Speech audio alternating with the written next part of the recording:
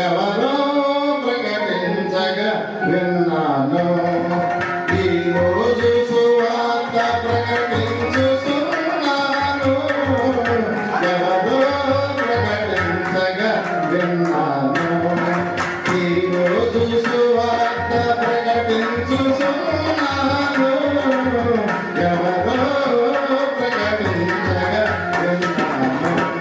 ఎవరో ప్రకటించగా విన్నాను. ఈరోజు సువార్త ప్రకటించుతున్నాను. ఎవరో ప్రకటించగా విన్నాను.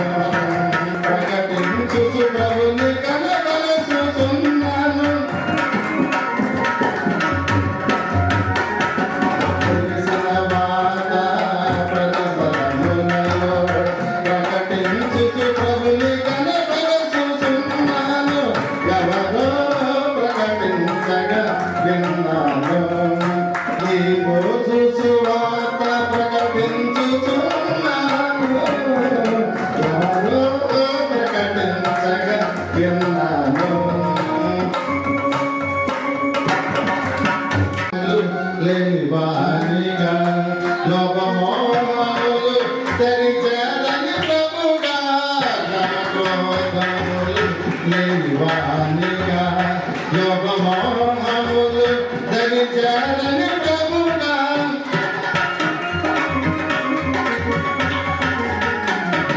సమక్రోధములు లేనివానిగా లోకమోహములు తెరిచేదని ప్రభుగా దివినందు దివినందు దివినందు దివినందు. కొన్ని సందర్భాలలో ఒకవేళ నిజంగా భర్త హీనుడైనప్పటికీ లేకపోతే దుర్మార్గుడైనప్పటికీ భార్యలో ఉన్నటువంటి సుగుణాలు ఉన్నట్లయితే ఆ సుగుణాలతోటి ఎదటి వారిలో ఎన్నో రకాలైనటువంటి మరి భావనలని దోషాల నుంచి విడుదల పొందడానికి భార్య ఇక్కడ మరి ఇక్కడ ఉపకరించుతుందని చెప్పి ఇక్కడ బైబిల్ గ్రంథము తెలియజేస్తూ ఉంది. ఏది ఏమైనప్పటికీ కూడా బైబిల్ గ్రంథము ద్వారా చూసినట్లయితే అబిగయలు చేసినటువంటి ప్రార్థన, అబిగయలు చేసినటువంటి విన్నపాలు దావీదు విన్నాడు. దావీదు మనసులో మరి ఉన్నటువంటి ఆ యొక్క బాధలు వేదనలు కూడా విడుదల పొంది మరి దావీదు మరి ప్రశాంతమైనటువంటి వాతావరణం కలిగినట్లుగా దావీదుకి మనకు తెలియబడతా ఉంది. ఏది ఏమైనప్పుడు కూడా దేవుడు ప్రణాళికలు వేరు, మనుషుల ప్రణాళికలు వేరు. 37వ వచనంలో కనపడుతుంది, చూద్దాం. ఉదయమున నాబాలునకు మత్తు తగ్గినప్పుడు అతని భార్య అతనితో ఆ సంగతులను తెలియజెప్పగా భయము చేత అతని గుండె పగిలను, అతడు రాతి వలె బిగుసుకుపోయాను. 10 దినములైన తరువాత యెహోవా నాబాలును మొత్తగా అతడు చనిపోయాను. చూడండి, ఎందుకంటే అయ్యా నీవు చేసినటువంటి పనికి దావీదుని నీవు ఈ రకంగా మరి నిందించిన విధానం చూసినట్లయితే నీ జీవితం ఎందుకంటే వ్యర్థంగా గడుపుకుంటా ఉన్నావు. ఈ రకంగా నీవు ఎలా అంటే ఎందుకంటే అలాంటి మరి గొప్ప శౌర్యవంతులైనటువంటి వారు దగ్గర విధేయత లేకపోతే నువ్వు సస్తావు. ఎందుకంటే ఇలాంటి మాటలు తెలియజేసినప్పుడు చివరికి దావీదుకి చేసినటువంటి అపకారాన్ని ఇక్కడ గుర్తు చేసుకుని, ఎందుకంటే ఇక్కడ ఏమైపోయాడో ఇక్కడ బైబిల్ గ్రంథం తెలియజేస్తూ ఉంది. భయము చేత అతని గుండె పగిలను, అతడు రాతి వలె బిగిసిపోయాను. 10 దినములైన తరువాత యెహోవా నాబాలును మొత్తగా అతడు చచ్చిపోయానని చెప్పి బైబిల్ గ్రంథము తెలియజేస్తూ ఉంది. అక్కడి నుంచి మనం అంత పెద్ద చెప్పుకోవక్కర్లేదు, కానీ అది మనకి తెలియజేసే అర్థవంతమైనటువంటి చాలా మనకి కనపడతా ఉంటుంది.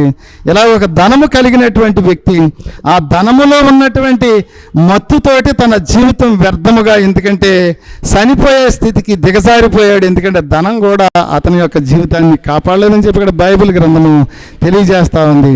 అలాంటి ధనాన్ని ఆశించినటువంటి వ్యక్తులు ఏ రకంగా తనువు సాలించుతారో బైబిల్ గ్రంథం తెలియజేస్తూ ఉంది. అలాగే 2వ సమూయేలు గ్రంథంలో 19వ అధ్యాయం 32వ వచనంలో కూడా ఇంకొక ధనవంతుడి గురించి తెలుసుకొని మనం ఈ యొక్క కార్యక్రమం ముందుకు సాగుదాం.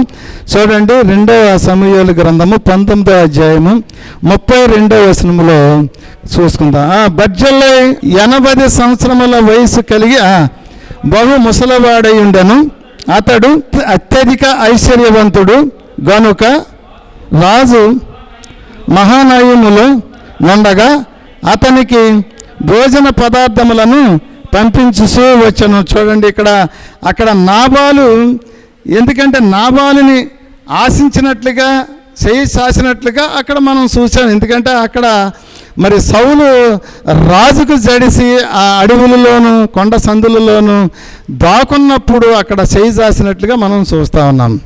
కానీ ఇక్కడ కూడా అదే పరిస్థితి. ఎందుకంటే ఇక్కడ కూడా తన కుమారుడైన అబ్షాలోముకు జడిసి మరి ఇక్కడ మహానయమునకు పారిపోయినట్లుగా బైబిల్ గ్రంథము తెలియజేస్తూ ఉంది. చూడండి, ఇక్కడ చాలా అద్భుతమైనటువంటి మాట మనకి ఇక్కడ కనపడతా ఉంది. చూడండి, ఇక్కడ ఏం కనపడతా ఉందని మనం ఆలోచన చేసినట్లయితే, బర్జిల్లై అను 80 సంవత్సరముల వయస్సు కలిగి బహు ముసలివాడై ఉండెను.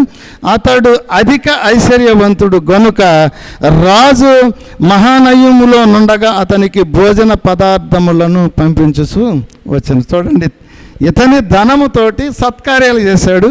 అతని ధనముతోటి విర్రవీగిపోయి జీవితాన్ని తను సాధించుకున్నాడు. ధనానికి ఉన్నటువంటి గొప్పతనం బైబిల్ తెలియజేస్తాను. ఈ బైబిల్ పట్టుకున్నటువంటి మనస్థితి ఎలాగ ఉండాలో మనం కూడా తెలుసుకోవాలి. ఎందుకంటే బైబిల్ పట్టుకుని ధనమే నిజమైనటువంటి రక్షణ, ధనము లేనిదే మన జీవితం గడగదని చెప్పి ఆ ధనం కోసం ఎన్నో సోదులు, లేకపోతే ఎన్నో అబద్ధాలు, ఎన్నో మాయ మాటలు, ఎన్నో కుతంత్రాలు, కుయుక్తులతోటి మనం కూడా కొన్ని సందర్భాలలో మరి కొన్ని మాటలు, వ్యర్థమైనటువంటి మాటలు పలుకుతూ ఉంటాం. ఆ పలికినటువంటి మాటలు మనకు ఉపయోగపడకపోగా మన జీవితానికి అర్థం ఉండదని చెప్పి ఇక్కడ బైబిల్ గ్రంథము తెలియజేస్తూ ఉంది. చూడండి ప్రియమైనటువంటి సహోదరులారా, ఈరోజు మరి ఈ రకంగా మనం కొంతమందిని మనం గుర్తు చేసుకుంటా ఉన్నాం. ధనములో ఉన్నటువంటి గొప్పతనాన్ని తెలుసుకున్నాం, ధనములో ఉన్నటువంటి హీనత్వాన్ని కూడా తెలుసుకున్నాం. ఇలా తెలుసుకుని మన జీవితం ఎలాగ ఉండాలో మనం కానీ తెలుసుకోలేకపోతే మన జీవితం కూడా ఎప్పుడో ఒకప్పుడు వ్యర్థంగా ముగిసిపోయిన తర్వాత మనకి ఆ కాలుస్తున్న అగ్నిగుండమే మరి మన యొక్క జీవితానికి అర్థం నేర్పుతుందని చెప్పి ఇక్కడ బైబిల్ గ్రంథము తెలియజేస్తూ ఉంది.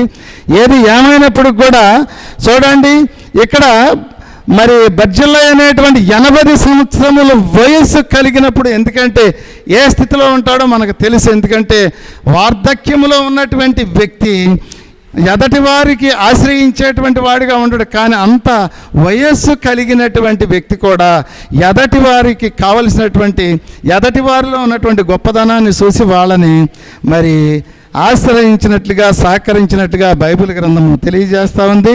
చూడండి, ఇక్కడ బైబిల్ గ్రంథం ద్వారాగా మనం అసలు ఏ రకమైనటువంటి వాళ్ళకి ఆశ్రయం ఇచ్చాడో బర్జిల్లై అనేటువంటి వ్యక్తి మనకి బైబిల్ గ్రంథంలో తెలియజేస్తూ ఉంది. 17వ అధ్యాయం 27వ వచనం నుంచి ఇతను చేసినటువంటి ఘనకార్యాలు, ఇతను చేసినటువంటి గొప్పతనం ఏంటో మనం ఒకసారి చూసుకుందాం. దావీదు మహానయమునకు వచ్చినప్పుడు అమ్మోనీయుల రబ్బా పట్టణము వాడైన నాహోసు కుమారుడగు సోబియను, లోదేబారు ఊరివాడగు అమ్మేయలు కుమారుడైన మాకీరును, గోమేలి ఊరివాడుగును గిలాదీయుడైన బర్జిల్లయియు అరణ్యమందు జనులు అలసిన వారై ఆకలిగొని దప్పిగొని ఉందురని తలంచి పరుపులు, పాత్రలు, కుండలు, గోధుమలు, ఎవలు పిండి వేసిన గోధుమలు, కాయధాన్యములు, చిక్కుడుకాయలు, పేలాలు, తేనెయు, వెన్న, గొర్రెలు, జున్ను దావీదునకు అతని దగ్గర ఉన్న జనులందరికీ భోజన పదార్థము సిద్ధపాటు చేసిందని చెప్పి బైబిల్ గ్రంథం తెలియజేస్తూ ఉంది. చూడండి, ఇక్కడ మొట్టమొదటగా మనకి ఇక్కడ ఒక మాట కనపడతా ఉంది. ఎందుకంటే దావీదు తన కుమారుడికి పారిపోయి వచ్చేసాడు ఇక్కడికి ఆసమేసి కాదు. ఎందుకంటే ఎన్నో యుద్ధాలు చేసి ఎన్నో రాజ్యాలని తనలో విలీనము చేసుకుని ఎంతోమంది శత్రు సమూహాన్ని నాశనము చేసి మట్టుపెట్టి ఎన్నో రాజ్యాలని తనలో కలుపుకొని ఇజ్రాయేలు రాజ్యానికి వారసుడైనటువంటి రాజైనటువంటి వ్యక్తి తన కడుపును పుట్టినటువంటి తన కొడుకుకి జడిసి పారిపోవటం అంటే చాలా మరి ఆశ్చర్యం. ఎందుకంటే కొడుకుని ప్రాణం తీయలేక చివరికి కొడుక్కి జడిసి పారిపోతా ఉన్నాడు. పారిపోయి వచ్చాడు. ఆ మాట తెలుసుకున్నటువంటి ఈ యొక్క వృద్ధుడు ఏం చేస్తున్నాడో చూడండి. మొట్టమొదటిగా మనకి ఇక్కడ కనపడతా ఉంటుంది. ఏం కనపడతా ఉంది అని చెప్పి మనం అనుకున్నట్లయితే అరణ్యమందు జనులు అలిసిన వారై ఆకలిగొని దప్పికొని యుందురని తలంచి పరుపులు, పాత్రలు, కుండలు, గోధుమ. చూడండి, రాజుకు కావలసినటువంటిది ప్రతిదీ కూడా ఇక్కడ సిద్ధపాటు చేస్తూ ఉన్నాడు. ఎందుకంటే రాజు ఎక్కడ పడుకుంటాడు? ఆయన నేల మీద పడుకుంటాడు ఏంటి? ఎందుకంటే పగలంతమాను సింహాసనం మీద కూర్చుని రాజ్య వ్యవస్థను నడిపించుతూ ఉంటాడు. రాత్రికాల సమయంలో పరుపులపై పడుకుని మరి పవళించుతూ ఉంటాడు. అలాంటి రాజు ఎక్కడున్నాడు అంటే అడవిలలోను, కొండలలోను, మరి సందులలోనూ దాగి ఉన్నట్టుగా మనం చూస్తూ ఉన్నాం. అలాంటి వ్యక్తి ఎలాగుంటాడో బర్జిల్లై గమనించాడు. ఎందుకంటే రాజుకు పట్టినటువంటి దురవ్యవస్థ చాలా అన్యాయం అది. ఎందుకంటే ముందు ఏం కావాలని ఆశించాడో చూడండి, పరుపులు ముందుగంట పరుపులు పంపించాడు అక్కడికి. ఎందుకంటే దావీదుకి కావాల్సినటువంటి చక్కటి మరి అవకాశం ఇచ్చాడు. ఎందుకంటే పరుపులు, తర్వాత తన పరివారానికి కావలసినటువంటి ఆహారాన్ని, తన పరివారానికి కావాల్సింది ప్రతిదీ కూడా సిద్ధపాటు చేసినట్లుగా బైబిల్ గ్రంథం మనకి పరిచయం చేస్తూ ఉంది. ఎందుకంటే ఇక్కడ మనం చూసినట్లయితే ఇక్కడ అతనికి కావలసింది ప్రతిదీ కూడా సిద్ధపాటు చేసినప్పుడు మరి దావీదులో ఉన్నటువంటి గుణాన్ని కూడా మనం ఇక్కడ చూద్దాం. దావీదులో ఉన్నటువంటి గొప్పదనాన్ని కూడా చూద్దాం. మనం ఇక్కడ దావీదులో ఉన్నటువంటి గొప్పదనాన్ని చూసినప్పుడు మనం దావీదులో ఉన్నటువంటి గొప్పదనం కూడా తెలుసుకోగలుగుతాం. చూడండి, ఇక్కడ 19వ అధ్యాయం 33వ వచనం కనపడతా ఉంది. చూడండి, యెరూషలేములో నా యొద్ద నిన్ను నిలిపి పోషించదను, నీవు నాతో కూడా నది దాటవలనని రాజు బర్జిల్లయితో సెలవీయగా, బర్జిల్లై రాజువగు నీతో కూడా యెరూషలేమునకు వచ్చుటకు నీక ఎన్నటికి ఎన్ని దినములు బ్రతుకుదును? నేటికి నాకు 80 ఏండ్లాయను. సుఖ దుఃఖములకున్న భేదము నేను గుర్తించగలనా? అన్నపానములు రుచి చూసి నీ దాసుడనైనా నేను తెలుసుకోగలనా? చూడండి, ఇక్కడ అన్నపానములకు ఉన్నటువంటి రుచి చూసి, ఎందుకంటే ముసలి వాళ్ళకి పళ్ళు ఊడిపోతాయి. ఎందుకు అనుకున్నారు? ముసలి వాళ్ళకి పండ్లు ఊడిపోతాయి అని అంటే ఎందుకంటే అడ్డమైన తినేసి చివరికి మరి జీర్ణించుకోలేక చివరికి ఇబ్బంది పడిపోతారని చెప్పి, అది దైవ సంకల్పం. ఇప్పుడైతే పళ్ళు కట్టించుకుని మరి వాళ్ళు ఇష్టం వచ్చినట్టు తింటున్నారు కాబట్టి 80 సంవత్సరాలు వచ్చేటప్పుడు గుండెకి చచ్చిపోతున్నారు. ఎందుకంటే తెల్లారిపాటికి అయ్యగారు అయిపోయాడు అని. ఎందుకు అయిపోయాడు అంటే గుండె అయిపోయింది అంటున్నారు. కానీ ఆ రోజులలో అలా కాదు. ఎందుకంటే పళ్ళు ఊడిపోయి తినలేనటువంటి స్థితిలో, ఎందుకంటే వాళ్ళ ద్రవ పదార్థాలు ఎక్కువగా తిని ఆ శిథిలమైపోయినటువంటి శరీరాన్ని బ్రతికించుకుని అలా బ్రతుకుతూ ఉండేవారు. కానీ ఇక్కడ అంటా ఉన్నాడు, ఎందుకంటే నాకు ఈ సమయంలో నేను నీ దగ్గరికి వచ్చి నీ రాజభోజనాన్ని నేను భుజించేటువంటి శక్తివంతుడినా? ఎందుకు నన్ను అడుగుతావు? నన్ను వేతన పెడతావు? నేను ఆ వేతన పడగలదనా? ఎందుకంటే నీవు పంచభక్ష పరమాణాలు తినేటువంటి వ్యక్తివి. కానీ నీ దగ్గరికి వచ్చి అవన్నీ తినలేనటువంటి వాడు నీ దగ్గరికి వచ్చి ఇబ్బందులు ఎందుకు? ఎందుకంటే నేను ఇక్కడే ఉండి కలో గింజ తాగి ఈ జీవితాన్ని ఇలా మరి నడుపుకుంటాను అయ్యా అని చెప్పి రాజుని బతిమాలుతా ఉన్నాడు. కానీ ఆహారాన్ని రుచి తెలియనటువంటి వ్యక్తి ఎదటి వారిలో ఉన్నటువంటి అవసరతను గుర్తించగలిగాడు. అదే గొప్పదనం. అయితే మనిషిలో ఉన్నటువంటి గొప్పదనం మనకి ఇక్కడ కనపడతా ఉంది. ఇతనికి ఆహారం రుచి చూసేటువంటిది లేదని సాక్ష్యం ఇస్తూ ఉన్నాడు. కానీ రాజుకు కావలసినటువంటిది, రాజు పరివారానికి కావలసినటువంటిది సిద్ధపాటు చేసి తనకున్నటువంటి ధనాన్ని హెచ్చించి మరి ఎన్నో రోజులు రాజుని పోషించినట్లుగా బైబిల్ గ్రంథము తెలియజేస్తూ ఉంది. తనకున్నటువంటి ధనాన్ని హెచ్చించి పోషించినట్లుగా బైబిల్ గ్రంథము తెలియజేస్తూ ఉంది. అక్కడ రాజుకు సహకరించుకోకుండా జీవితాన్ని కోల్పోయినటువంటి నాబాలును చూశాము. ఎందుకంటే ఇక్కడ రాజుకి సహకరించి రాజు యొక్క మన్ననలను పొందినటువంటి ఒక వృద్ధుని సూత్రం చూడండి. ధనములో ఉన్నటువంటి గొప్పదనాన్ని చూసాం, ధనములో ఉన్నటువంటి దుర్మార్గాన్ని చూసాం, ధనములో ఉన్నటువంటిది ప్రతిది కూడా మనం చూడగలిగాం. ధనంకు ఉన్నటువంటి దుర్మార్గం, ధనంకు ఉన్నటువంటి గొప్పదనాన్ని బేరీజ్ వేసుకున్నటువంటి వాడే మనిషి అని చెప్పి ఇక్కడ బైబిల్ గ్రంథము తెలియజేస్తూ ఉంది. 1వ రాజుల గ్రంథం 10వ అధ్యాయం 14వ వచనం కూడా చూసుకుందాం. 1వ రాజుల గ్రంథము 10వ అధ్యాయం 14వ వచనం కూడా ఒకసారి చూసుకుందాం. ఏటేట సొలొమోనుకు వచ్చు బంగారము 1332 మణుగుల ఎత్తు, ఇదియు గాక గంధవర్ణములు మొదలైన వర్తకుల వద్ద నుండి, అరబు రాజుల వద్ద నుండి, దేశాధికారుల వద్ద నుండి అతనికి చాలా వచ్చేస్తుండేను. చూడండి, అత్యధికమైనటువంటి ధనవంతుడు మనకి ఇక్కడ కనపడతా ఉన్నాడు.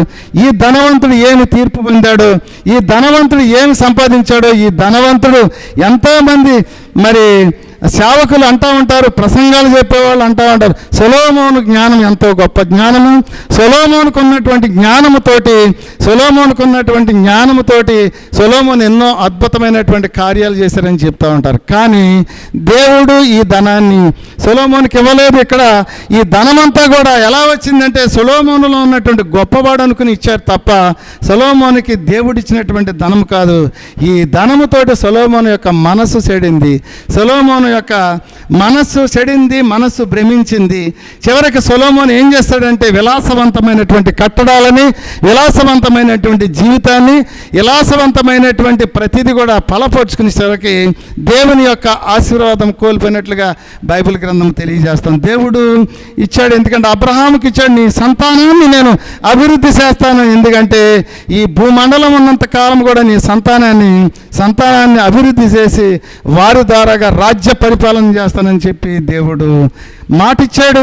అలాగే యాకోబుకి మాటిచ్చాడు, అలాగే మరి ప్రతి ఒక్కళ్ళకి మాటిచ్చాడు, ఇసాకుకి మాటిచ్చాడు, ప్రతి ఒక్కరికి ఇచ్చాడు. కానీ నిలబెట్టుకునేటువంటి సమయంలో సొలొమోనుకు ఉన్నటువంటి గొప్పతనం ఏమిటని చెప్పి మనం ఆలోచన చేసినట్లయితే ఎంతో జ్ఞానము కలిగినటువంటి వాడు. ఆ జ్ఞానముతోటి ఇక్కడ ఏటేటా సొలొమోనుకు వచ్చు బంగారము 1302 మణుగుల ఎత్తు, ఇది గాక గంధ వర్గములు మొదలైన వర్తకుల వద్ద నుండి, అరబీ రాజుల వద్ద నుండి వచ్చు ఉండనని చెప్పి బైబిల్ గ్రంథం తెలియజేస్తూ ఉంది. ఇదంతా ఎప్పుడైతే వచ్చిందో సొలొమోనులో కలిగినటువంటి దురవ్యవస్థ ఏంటంటే తన విలాసవంతమైనటువంటి జీవితాన్ని అనుభవించటం మొదలుపెట్టాడు. చివరికి తన భార్యలకి, తన ఉపపత్నులకి విలాసవంతమైనటువంటి భవనాలను కట్టించాడు. అలాగే వాళ్ళకి కావలసినటువంటి వాళ్ళు ఆరాధించేటువంటి దేవతలకు గుళ్ళు కట్టించాడు. చివరికి దేవుడిని మర్చిపోయాడు, దేవుడికి ఉన్నటువంటి గొప్పతనాన్ని మర్చిపోయాడు. చివరికి ఏమైపోయిందని చెప్పి ఆలోచన చేసినట్లయితే జీవితాన్ని కోల్పోయినట్లుగా బైబిల్ గ్రంథం తెలియజేస్తుంది. 60 సంవత్సరాలకి తన జీవితాన్ని కోల్పోయాడు. ఎప్పుడైతే తన జీవితాన్ని కోల్పోయాడో తన సంతత, ఎందుకంటే ముక్కల కింద అయిపోయింది ఇజ్రాయేలు, మరి రాజ్యము విచ్ఛిన్నమైపోయింది. చివరికి ఇజ్రాయేల్ రాజ్యం 2గా ఈడిపోయినట్లుగా, దేవుని ఆశీర్వాదం కోల్పోయినట్లుగా మనం చూస్తూ ఉన్నాం. మన జీవితానికి కావాల్సింది మనం సిద్ధపాటు చేసుకున్నప్పుడు, దానికి సరైనటువంటి మార్గంలో నడిపించినప్పుడు మన జీవితాలు కూడా అలాగే వ్యర్థమైపోతాయని చెప్పి బైబిల్ గ్రంథము తెలియజేస్తూ ఉంది. చూడండి, మత్తయి సువార్త 6వ అధ్యాయము 29వ వచనంలోకి వెళ్ళి ఒకసారి మనం చూద్దాం. 6వ అధ్యాయము 29వ వచనంలోకి వెళ్ళి ఒకసారి చూద్దాం.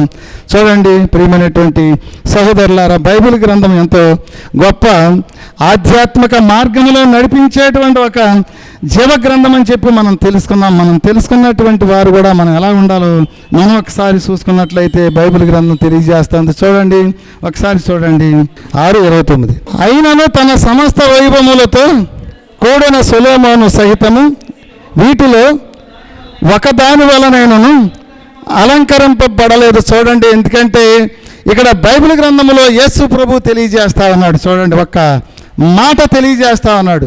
సమస్త వైభవములతో సొలొమోనుకు కలిగింది. ఎందుకంటే యేసు ప్రభు కూడా ఇక్కడ తెలియజేస్తా ఉన్నాడు, సొలొమోనును గుర్తు చేసుకుంటా ఉన్నాడు.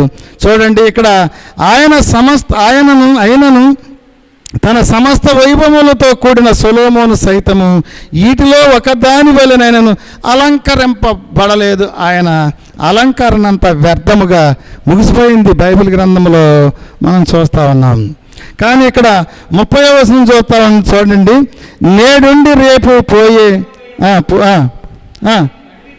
అడవి గడ్డిని దేవుడు ఎలాగో అలంకరించిన ఎడల అల్ప విశ్వాసులారా మీకు మరి నిశ్చయముగా వస్త్రములు ధరింపజేయను కదా. కాబట్టి ఏమి తిందుమో, ఏమి త్రాగుదమో, ఏమి ధరించుదమో అని చింతింపకుడి. అన్యజనులు వీటిని విషయమై విసారింతురు. ఎందుకంటే అన్య జనులకు ఉండదు, ఎందుకంటే విశ్వాసులకు అనేటువంటి వారికి ఉండకూడదని చెప్పి దేవుడు హెచ్చరించుతా ఉన్నాడు. ఎంతమంది విశ్వాసులు ధనాన్ని తిరస్కరించుతా ఉన్నారు. ఎందుకంటే ఎంతమంది విశ్వాసులు భవిష్యత్ ప్రణాళికలు వేసుకుని రకరకాలైనటువంటి ప్రణాళికల బద్ధంగా నడుస్తూ ఉన్నారో మనకి అర్థమవుతూ ఉంటుంది.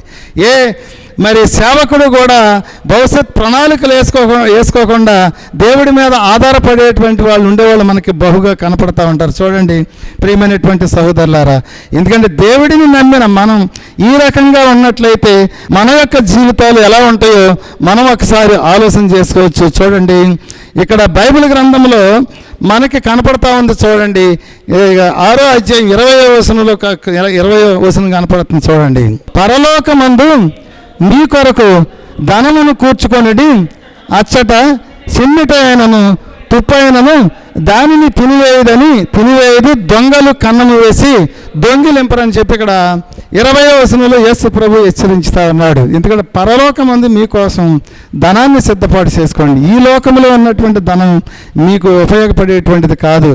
ఈ లోకంలో ఉన్నటువంటి ధనాన్ని ఆశించి మీరు మీ యొక్క జీవితాన్ని కోల్పోతున్నారేమో ఒకసారి మిమ్మల్ని మీరు ఆలోచన చేసుకోండి. చూడండి ప్రియమైనటువంటి సహోదరులు, ఎంత అద్భుతమైనటువంటి మాట మనం చూస్తా ఉన్నాం. ఇలాంటి మాట మనం చూడగలిగినట్లయితే మన జీవితం ఎలా ఉండాలో ఒక్కసారి ఆలోచన చేద్దాం. ఒకసారి ఆలోచన చేసి మన జీవితం అంతా చూడండి ఏ రకంగా నడుపుకోవాలో చూద్దాం. 26వ వచనం కనపడతా ఉంది. చూడండి, ఆకాశ పక్షులను చూడడి, అవి విత్తవు కోయవు, కొట్లలో కూర్చుకొనవు, అయినను మీ పరలోకపు తండ్రి వాటిని పోషించుచున్నాడు, మీరు వాటికంటే బహు శ్రేష్ఠులు కదా. మనం ఎంతో శ్రేష్టమైనటువంటి వాళ్ళం. దేవుడు మనల్ని కావాలని ఎన్నుకున్నాడు, మనల్ని కావాలని, మన జీవితానికి కావాలని ఆశించాడు. ఎందుకంటే తన పోలిక చొప్పున చేసుకుని మనకు కావలసినటువంటి ప్రతిది కూడా సిద్ధపాటు చేశాడు. మనం ఏం చేస్తున్నాం, మన కాళ్ళపై మనం నిలబడాలనేటువంటి ఉద్దేశంతో దేవుడిని మర్చిపోయి మన యొక్క జీవితాన్ని వ్యర్థంగా ముందుకు సాగించుకున్నామని చెప్పి బైబిల్ గ్రంథము తెలియజేస్తూ ఉంది. ఏది ఏమైనప్పుడు కూడా మన జీవితాలు ఎలా ఉండాలో బైబిల్ గ్రంథము ఇక్కడికి మనకి తెలియజేస్తూ ఉంది. చూడండి, ఇక్కడ 7వ అధ్యాయం 1వ వచనం చూసుకుందాం. అక్కడ చూడండి 7వ అధ్యాయం 1వ వచనం చూసుకుందాం. మీరు తీర్పు చేర్చబడి అప్పుడు మిమ్మలను గూర్చి తీర్పు తీర్చబడును, మీరు తీర్పు తీర్చే చోటనే మిమ్మల్ని గూర్చి తీర్పు తీర్చబడును, మీరు కొలత చొప్పునే మీకు కొలవబడును. చూడండి, మీ కంటిలోనున్న దూలము నుంచక మీ సహోదరుని కంటిలోనున్న నలుసుని చూసుట ఎలా అని చెప్పి దేవుడు హెచ్చరించుతా ఉన్నాడు. ఓ మానవుడా, నేను తయారు చేసినటువంటి ఒక బొమ్మ, ఎందుకంటే నీలో ఉన్నటువంటి దాన్ని వదులుకోలేవా? ఎందుకంటే నీవు తీర్చుతా నీవెవరు? మనం చాలామంది తీర్పు తీరుస్తూ ఉంటారు, మన జీవితాల గురించి సాక్ష్యాలు ఇస్తూ ఉంటారు, మనకి జరగనటువంటి కార్యాలను కూడా ప్రజలకు తెలియజేస్తూ ఉంటారు. ఇలాంటి వారు మనకి ఎక్కువగా కనపడతా ఉంటారు. ఏమిటి అని అంటే అల్ప విశ్వాసముతోటి మరి వారి యొక్క జీవితాలను వ్యర్థంగా మరి మలుసుకుంటూ ఉంటారు. సేవకులలో అనేక మందిని నేను చూశాను అలాంటి వారిని. కానీ ఇది దేవుడు వ్యతిరేకించుతా ఉన్నాడు, హెచ్చరించుతా ఉన్నాడు. దేవుడు దాన్ని నీకు అక్కర్లేదు, దాని నుంచి విడుదల పొందు అని చెప్పి దేవుడు హెచ్చరించుతా ఉన్నాడు. మనం ఏ రకమైనటువంటి తీర్పు పొందుదాం, మనం ఏ రకమైనటువంటి భావంలోకి వెళ్దాం, మన యొక్క స్థితిగతులు ఏ రకంగా ఉంచుకుందాము, బైబిల్ గ్రంథంలో మనకు తెలియజేసినటువంటి మార్గంలో నడుద్దామా, లేకపోతే మన జీవితం ఏంటని చెప్పి మనం ఒకసారి ఆలోచన చేసుకుందాం. చూడండి 9వ అధ్యాయం 38వ వచనం చూసుకుని ఈ కార్యక్రమం మనం ముగించుకుందాం. 9వ అధ్యాయం 38వ వచనం చూసుకుని మనం ఈ కార్యక్రమం ముగించుకుందాం. కనుక తన కోతకు పనివారిని పంపమని కోత యజమానిని వేడుకొనుడని తన శిష్యులతో చెప్పాను. చూడండి, ఎందుకంటే విస్తారమైనటువంటి సువార్త ప్రకటింపబడినటువంటి ఈ రోజులలో, ఎందుకంటే ధనాన్ని ఆశించి ఆ సువార్త వెదజల్లేటువంటి మరి సువార్త సుమాలని వెదజల్లేటువంటి స్థితిమంతులు ఎంతోమంది కాలగర్భంలో కలిసిపోతూ ఉన్నారు. ఎందుకంటే డబ్బు లేనిదే సువార్త ప్రకటించమని చెప్పి. చూడండి, ఎంతో విస్తారమైనటువంటి సువార్త ప్రకటించేటువంటి ఈ సమయంలో కొన్ని స్థలాలలో మంచి సువార్త అందనటువంటి స్థితికి వెళ్ళిపోతుంది. చూడండి ప్రియమైనటువంటి సహోదరులారా, మనం ఈ రకంగా మనం చూసుకున్నట్లయితే ఏది ఏమైనప్పుడు కూడా ధనాన్ని ఆశించి మన జీవితాన్ని వ్యర్థంగా నడుపుకుంటా ఉన్నాం. ధనాన్ని ఆశించి మనలో ఉన్నటువంటి గొప్పదనాన్ని మనం అణిసేసుకుంటా ఉన్నాం. ధనాన్ని ఆశించి మనం చెప్పగలిగినటువంటి సువార్తను చెప్పలేకపోతా ఉన్నాం. ఆ ధనము లేకుండా ఎంతోమంది మరి సువార్త ప్రకటించలేనటువంటి స్థితిలో ఉన్నట్లుగా బైబిల్ గ్రంథము తెలియజేస్తూ ఉంది. ఏది ఏమైనప్పుడు కూడా ధనము మనిషి యొక్క జీవితానికి వ్యర్థము. ధనము మనిషిని బ్రతికించేటువంటిది కాదు. దేవుడి యొక్క ప్రేమ, దేవుని యొక్క మహిమ ఉండాలని చెప్పి ఆశించిన ప్రతి ఒక్కరు కూడా ఈ ధనము నుంచి విడుదల పొందాలని చెప్పి తెలియజేస్తా ఉన్నాను.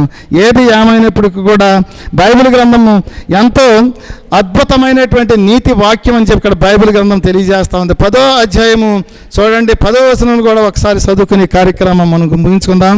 పనివాడు తన ఆహారమునకు పాత్రుడు కాడా? ఎందుకంటే మనం పని చేస్తే దేవుడు మనల్ని పోషించుతాడు. దేవుడు మనకి ఇవ్వాల్సినటువంటిది కూడా ప్రతిది కూడా సిద్ధపాటు చేస్తాడు. మనం పని చేయలేనటువంటి స్థితిలో ఉంటే మనకి ఏది కూడా దేవుడు ఇవ్వడని చెప్పి ఇక్కడ బైబిల్ గ్రంథం తెలియజేస్తూ ఉంది. ఏది ఏమైనప్పటికీ కూడా మరి యేసు ప్రభు చూపించినటువంటి మరి మార్గంలో మనం నడవగలిగినట్లయితే, యేసు ప్రభు చెప్పినటువంటి ప్రబోధాలను మనం ఆశ్రయించగలిగినట్లయితే మన జీవితం అంతా ఎంతో అద్భుతంగా ముందుకు సాగుద్ది. యేసుని నమ్మిన మన జీవితాలు ధనం వైపుకు చూసామంటే మరి అలాగే, ఎందుకంటే నాబాలు లాగా, ఆకాను లాగా, అలాగే ఇస్కరియోతు యోధా లాగా, లేకపోతే బిలాము లాగా మన జీవితాలను నాశనం చేసుకుంటున్నామేమో ఒకసారి మనల్ని మనం ఆలోచన చేసుకుందాం. చూడండి ప్రియమైనటువంటి సహోదరులారా, మన జీవితాలు అలా ఉండకుండా యేసు వైపుకి తిరుగుదాం. యేసు నిజమైనటువంటి రక్షకుడని తెలుసుకుందాం. యేసుని ప్రకటించుదాం. యేసు యొక్క జీవిత గాథని ప్రకటించుదాం. యేసులో ఉన్నటువంటి వాక్య సమాలని వెదజల్లుదాం. ప్రార్థన చేసుకుందాం. పరిశుద్ధుడా, ఆశ్చర్యకరుడా, పరమ తండ్రి, మీ ఘననామానికి వందనాలు చెల్లించుకుంటున్నాం. మాట్లాడలేనటువంటి స్థితిలో ఉన్నటువంటి నన్ను మాట్లాడించినటువంటి మహా గొప్ప దేవ, ఈరోజు ఈ స్థలంలో కొద్దిసేపు మాట్లాడటానికి మీరు అవకాశం ఇచ్చారు. మాట్లాడడం తండ్రి, దీంట్లో తప్పులు ఉంటే ఒకసారి గుర్తు చేసి హెచ్చరించి మా జీవితాలను సరిచేసేటువంటి ఎవరైనా ఈ యొక్క రక్షణ మార్గం టీవీ ద్వారాగా టెలికాస్ట్ అవుతున్నప్పుడు మరి నేను మాట్లాడే మాటలో తప్పులుంటే తెలియజేయండి. కింద నా నెంబర్కి ఫోన్ చేసి తప్పును సరి చేసుకోమని తెలియజేయండి. అలాగే అదే ప్రకారంగా తండ్రి ప్రభా, పరిశుద్ధుడా, ఆశ్చర్యకరుడ, పరమ తండ్రి, మరి ఒకసారి మాట్లాడి మరి ఒకసారి ధనం గురించి మాట్లాడుకునేటువంటి యోగ్యత మాకు దయచేయండి. ధనములో ఉన్నటువంటి నీచత్వాన్ని, ధనములో ఉన్నటువంటి గొప్పతనాన్ని కూడా మేము బేరీ చేసి చూసుకునేటువంటి గొప్ప సహచర్యాన్ని మాకు దయచేయమని చెప్పి మీ శ్రేష్టత, మీ ప్రసన్నత, మీ కనుదృష్టి, మీ ప్రభావాలన్నీ కూడా మరి నాపై, మరి యొక్క టెలికాస్ట్ అవుతా ఉండగా చూసినటువంటి బిడ్డలపై, మరి పరిసర ప్రాంతాలలో నివసించే ప్రజలపై ఉంచమని చెప్పి అతి శ్రేష్టమైనటువంటి ప్రభు యేసు పరిశుద్ధ నామములో వేడుకుంటున్నాను పరమ తండ్రి. ఆమేన్.